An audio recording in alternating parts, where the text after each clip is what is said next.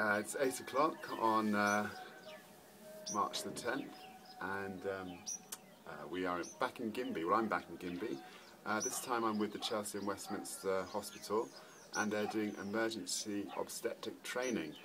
As I said, it's day 3. I've been following them as they do their training and filming them do that.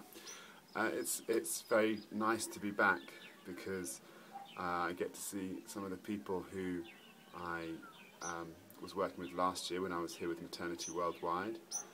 I met Dr. Tekle, who's the obstetrician who I hung out with a lot last year, and some of the nurses as well, and they're all very happy and pleased to see me, and it feels like a really nice welcome. Apparently there's a Swedish midwife here who's here at the moment, and she showed them some of the videos from last year on YouTube, and she told me about one nurse in particular who came round to her room to watch the videos and brought her children as well, and apparently it was all very emotional, and they said, "Oh mummy, you're so beautiful," so that's quite sweet. So although the videos are really fundraising videos, it's quite nice that they kind of inspire and motivate people here as well. Not really that inspirational, but you know, it doesn't take so much. It's something new, isn't it, and different. Today I'm probably going to go onto the wards for the first time and see if we can meet any mothers who might have some of the emergency conditions that the training is teaching them to deal with. So trying to see if we can talk to a mother and find out about their journey and about well, both their physical journey here, because they might have come from many miles away, and the sort of emotional and patient journey as well. And yeah, so just to sort of reinforce why the training that's happening here is so important. Apart from that, on a personal level, yeah, I'm feeling quite happy and relaxed. It's nice to be in good company. Everyone's really nice, so that's very important. We have our meals together, which is a bit different from last year, where I just had my meal with whoever was there, maybe Steve, the obstetrician, but sometimes on my own.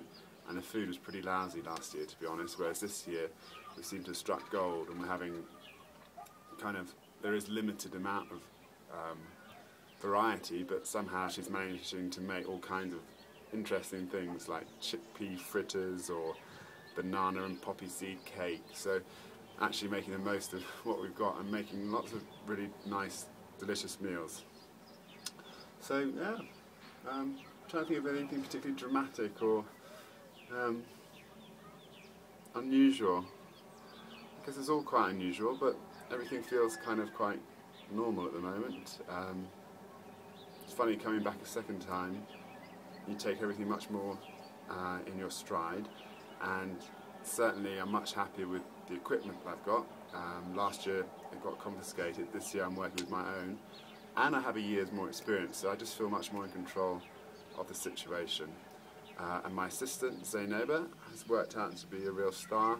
She's very intuitive, she's good at talking to the women, and she seems to be quite good at translating, which is obviously very key. And then I have another assistant who's a local guy called Dirit, and again, he's actually an out-of-work nurse, which I find kind of unusual to be an out-of-work nurse in a place like this, but anyway, not sure. He is an out-of-work nurse, and he is helping me, and he's very intuitive. He knows how to use a microphone, and yeah, very discreet, nice guy. So yes, so day 3. Let's see what happens. Bring it on.